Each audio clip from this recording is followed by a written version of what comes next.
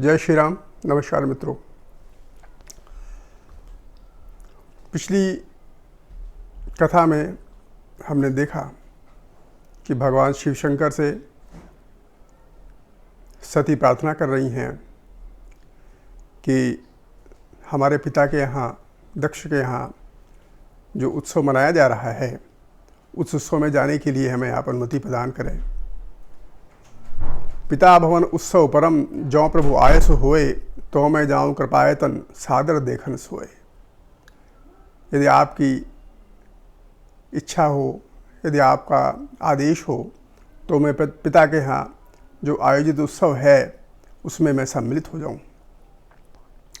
भगवान शिव इस विषय में अपना परामर्श देते हैं और वो सती को बार बार मना करते हैं, न जाने के लिए कहते हैं। वो कहते हैं कि कहे उन्हीं के मोरे मन भावा, यह अनुचित नहीं निमत पठावा। दक्ष सकल सुता बुलाई, हमरे बैर तुमहु बिसराई। आपके पिता दक्ष हमारे बैर के कारण आपको भी नहीं आमंत्रित कर रहे हैं। ये सर्वविदित है कि भगवान शिव से प्रजापति दक्ष का पुराना बैर है और इसीलिए वो इस अपमान को अभी भी भूल नहीं पाया है।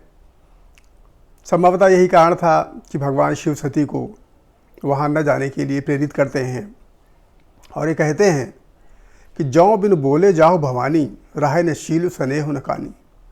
अगर वहाँ पर बिना बुलाए, बिना आदर के, सम्मानित किए हुए आप वहाँ पर जाती हैं तो निश्चित रूप से वहाँ पर आपका सम्मान नहीं होगा, और अगर सम्मान नहीं होगा तो वहाँ पर कुछ ऐसा घटित होगा जिसको हम लोग सहन नहीं कर पाएंगे। कुछ असंभावना वहाँ पर ऐसी घटित हो जाएगी, दारुण असंभावना। इसकी कल्पना भगवान शिव को अंतर्मन में थी। कहा प्रभु जाओ जो बिना ही बुलाए, नहीं भली बात हमारे भाई। अब देखिए, वो लगातार इस चीज़ को सती को समझा रहे हैं कि जाओ वहाँ पर, जो कहा प्रभु जाए जो बिना बुलाए। अगर आप वहाँ पर बिना बुलाए जाती हैं, नहीं भली बात हमारे भाई। मेरा कहना है, मेरा मानना है कि ये भला नहीं होगा, इसमें हमारा आपका किसी का भला नहीं होने वाला है।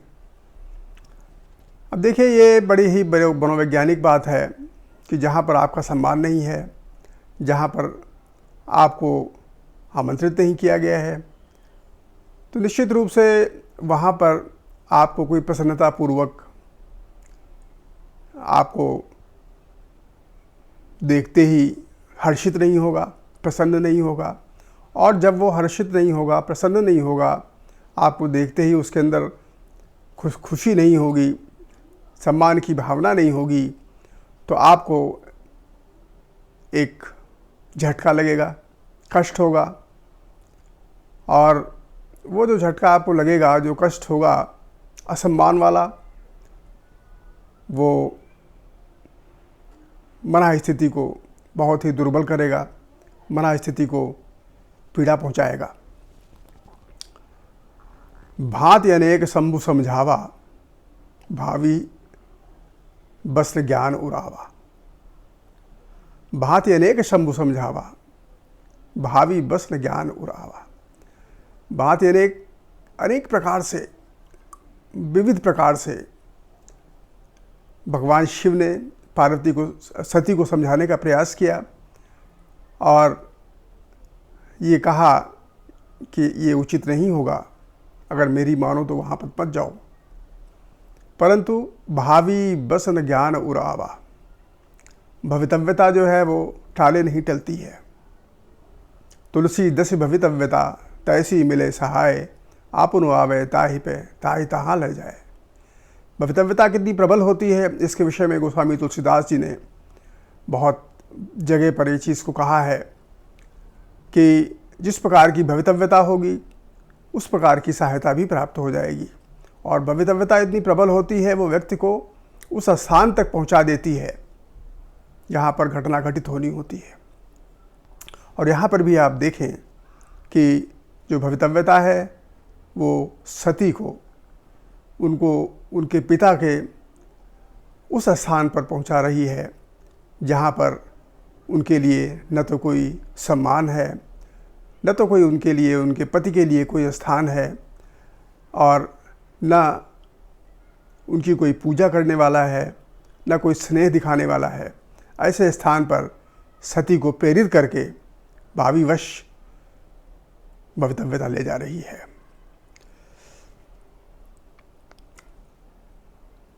अब भगवान शिव जब ये देखते हैं कि सती उनके लाख मना करने के बाद भी जाने के लिए कह रही हैं और शायद वो अब मानेंगी नहीं, क्योंकि ये भवितव्यता है, प्रभु श्री राम की ही इच्छा है,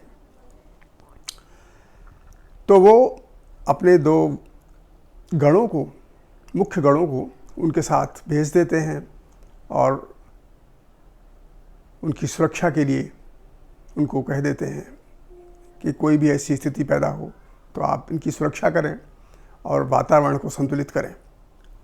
पिता भवन जब गई भवानी, दक्ष त्रास काहू न सरमानी। जब भवानी सती अपने पिता के घर जाती हैं तो दक्ष के त्रास के कारण, दक्ष के भय के कारण, इनके पिता के भय के कारण किसी ने भी उनका सम्मान नहीं किया। जो सम्मान करना चाह भी रहा होगा वो भी उसके त्रास के कारण, भय के कारण सम्मान नहीं कर पा रहा था। सब लोग ये तो जानते ही थे कि भगवान शिव की पत्नी हैं, आर्या हैं, तो उस हिसाब से वो उनका सम्मान करना चाह रहे थे, लेकिन दक्ष का त्रास था जिसके कारण किसी ने भी उनका सम्मान नहीं किया। और ये बड़ी ही विडंबना थी। सती इस चीज़ के लिए पूरी तरीके से तैयार नहीं थी। ये जो वहाँ का वातावरण था, ये वातावरण बड़ा असहज था। इस वातावरण में अपमान की सुगंध आ रही थी और ये अपमान कदाचित वो शिव का अपमान था, इसलिए वो उसको सहन नहीं कर पा रही थी। दक्षिण कशपूसी कुशलाता, सती विलोक जरे सब गाता। सादर भले ही मिली एक माता, भगनी मिली बहुत मुस्काता। अब देखिए, परिवार के अंदर यदि आप जा रहे हैं तो वहाँ पर आपकी जो संबंधी लोग हैं वो भी यदि आपको देखकर मुंह मोड़ लें, मुस्कराने लगें, तो आपको लगेगा कि हमारा उपहास किया जा रहा है, हमें सम्मानित नहीं किया जा रहा है। लेकिन माँ तो माँ ही होती है, उसका हृदय बहुत कोमल होता है अपने पुत्र के, पुत्री के प्रति। वो तो अपना स्नेह प्रदर्शित ही करेगी। उसके अंदर स्वाभाविक करुणा थी। माँ ने सती को गले से लगाया, स्नेह दिया और वो आदर भी दिया जो माँ को देना चाहिए। लेकिन चूँकि संपूर्ण वातावरण वहाँ का कलुषित हो चुका था, वातावरण के अंदर एक अपमान चारों तरफ फैला हुआ था सती के प्रति, भगवान शिव के प्रति, जिसको वो महसूस कर रही थी।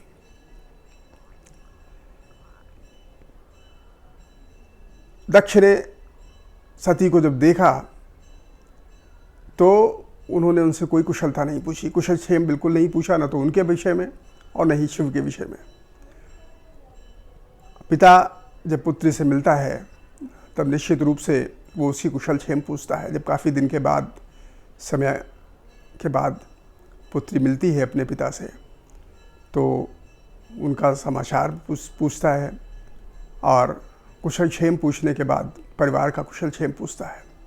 और यहाँ पर तो दक्ष सती से मिलते हैं तो उनका पूरा शरीर ही खून से खौल उठता है और उनके सारा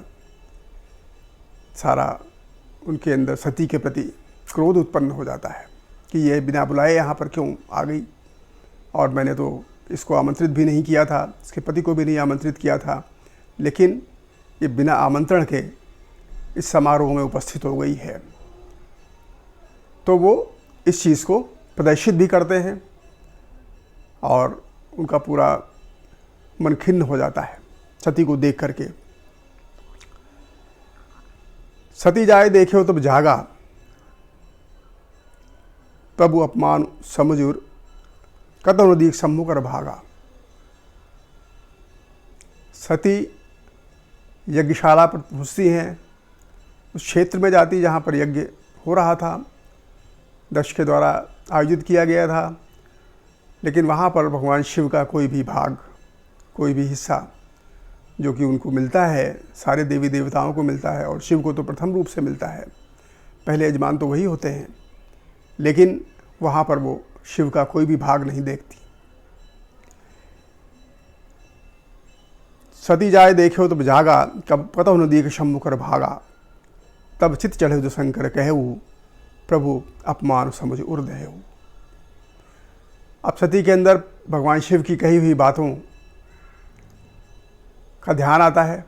अब वो महसूस करती हैं, इस चीज़ को अनुभूत करती हैं कि भगवान शिव ने जो मुझको मना किया था कि वहाँ मत जाओ क्योंकि वहाँ पर तुम्हारा अपमान होगा, अब ये अपमान उनको क्रमशः परिस्थितियों को देखते हुए महसूस होने लगता है, क्योंकि वहाँ पर भगवान शिव का कोई भी भाग यज्ञ के अंतर नहीं था, जबकि वहाँ पर अन्य देवी देवताओं का भाग था।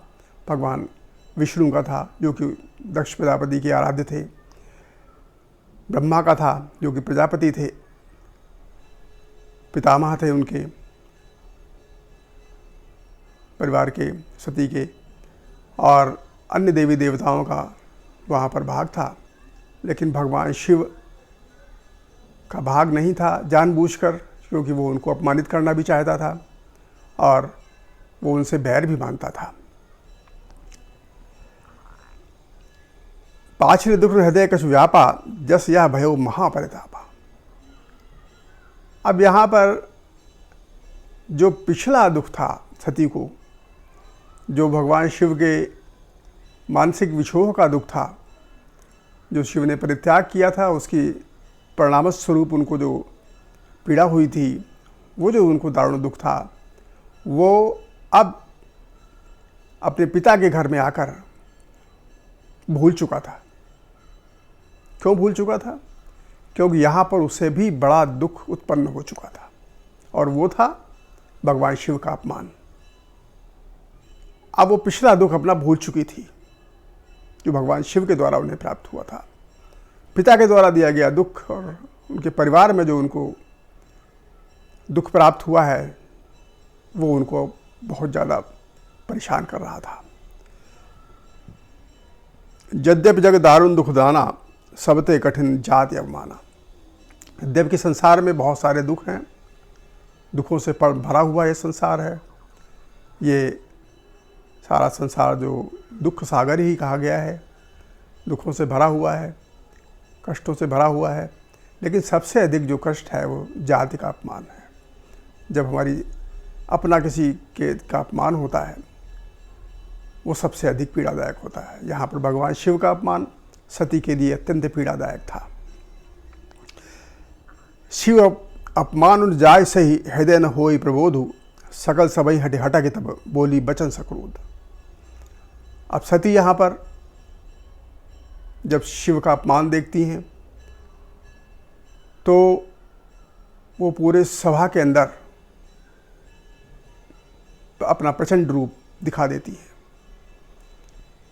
अब ये तो स्मरण ही होना चाहिए कि सती जो है वो माता भवानी हैं, आदिशक्ति हैं, भगवान शिव का ही वो आधा अंग हैं, अर्धांग हैं,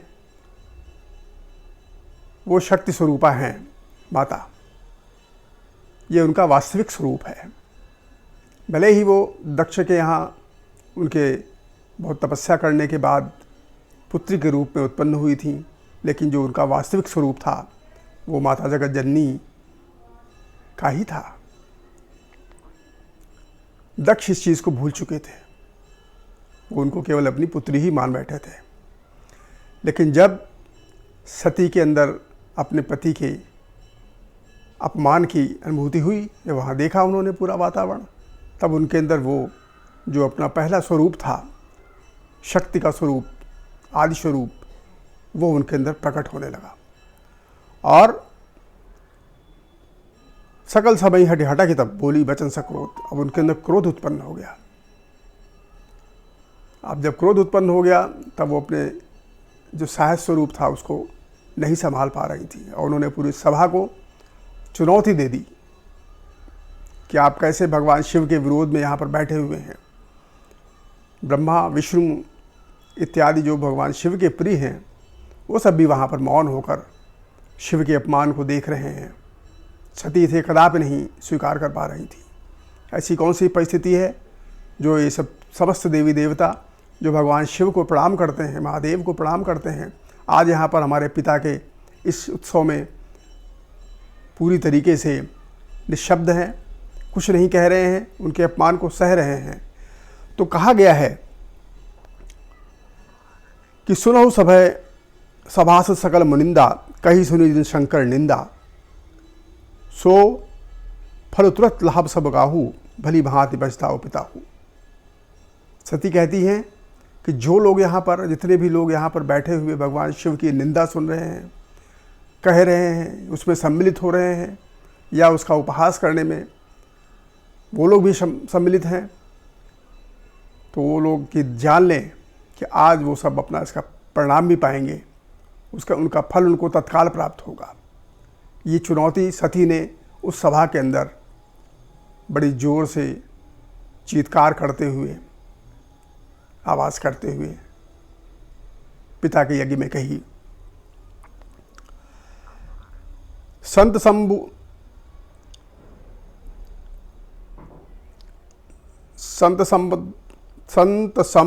श्रीपति अपवादा, सुनी जहाँ तहाँ अति मर्यादा। संतों का, भगवान शिव का, भगवान विष्णु का, इनका सबका जहाँ पर अपमान होता है, तो जो लोग इस अपमान को सुनते हैं, सहन करते हैं, वो लोग भी उसके दोष के भागी होते हैं। उसका परिणाम क्या होता है? काटिए तासु जीभ जो बसाई, शवन मूंदत चरी पलाई। उसका परिणाम क्या है?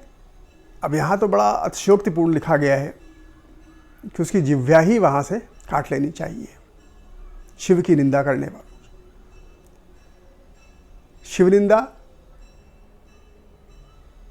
जो लोग करते हैं या जो लोग शिव की निंदा सुनते हैं, या तो वहाँ से आप चले जाएं, हट जाएं, उसको ना सुने तो बहुत अच्छा है, लेकिन अगर आप सुनते हैं तो उसके परिणाम बहुत अच्छे नहीं होते हैं।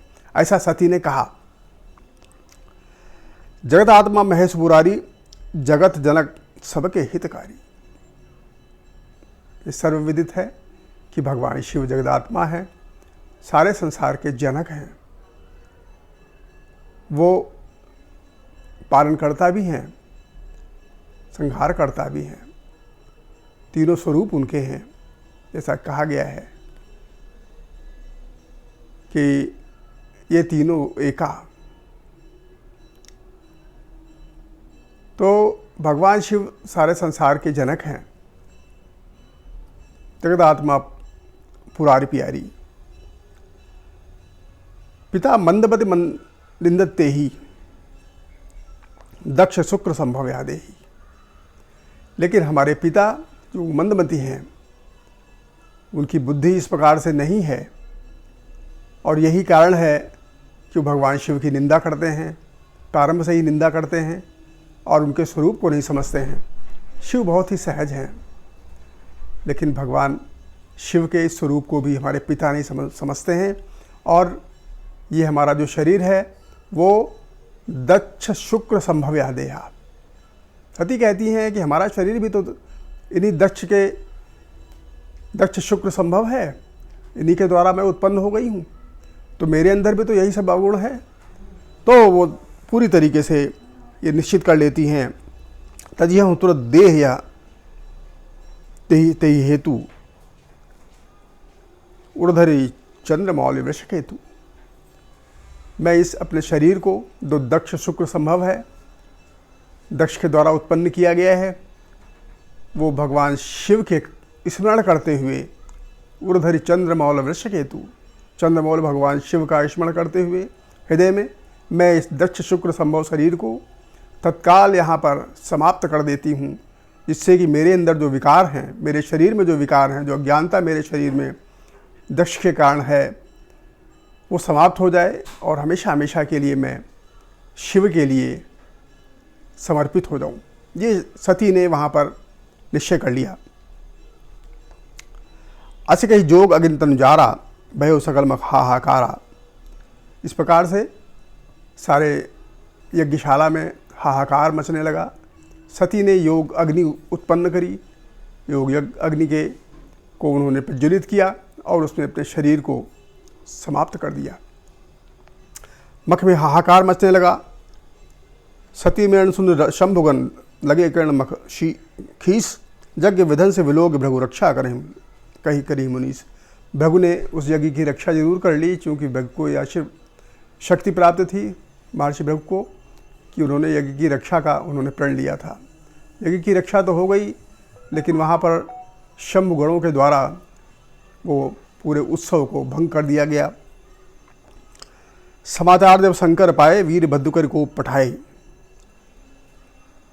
भगवान शिव को जब समाचार प्राप्त हुआ कैलाश पर, तब उन्होंने क्रोध करके, उनके अंदर क्रोध आया और उन्होंने वीरभद्र को वहाँ पर भेजा, जिन्होंने सारे यज्ञ को विध्वंस किया। और ये कथा सबको पता ही है किस प्रकार से दक्ष का जो मस्तक है वो भी वो काट लेते हैं, और कालांतर में उस दक्ष के उस मस्तक को शिव दूसरे मस्तक से लगा भी देते हैं, वो जीवित भी कर देते हैं।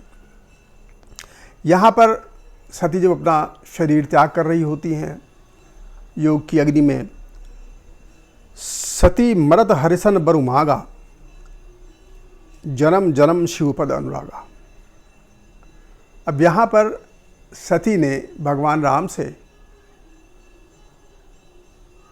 अब मरते समय, शरीर को त्याग करते समय ये वर मांगा कि हे प्रभु, जन्म जन्म तक हमें शिव ही पति के रूप में प्राप्त हो, अगले जन्म में मैं शिव को प्राप्त करूं, और फिर ऐसी स्थिति हो कि शिव हमसे विलग ना हो, ऐसा कोई उपाय करें। तो जन्म प्राप्त होता है, और अगले कथा में हम आपको पार्वती के जन्म के विषय में, जो कि सती का अगला जन्म है, जो हिमाचल के यहाँ होता है, उसके विषय में बताएंगे। यहाँ पर भगवान शिव और सती का वियोग हो चुका होता है पूरी तरीके से। शंकर अब सती के वियोग में पूरी तरीके से उन्मत्त हो चुके होते हैं, व्याकुल हो चुके होते हैं, और पुनः वो भगवान राम की तपस्या में लीन हो जाते हैं। अगली कथानों को हम अगले एपिसोड में बताएंगे। तब तक के लिए आप हमारे चैनल को सब्सक्राइब करें, लाइक करें और शेयर करें। बहुत बहुत धन्यवाद। जय श्री राम।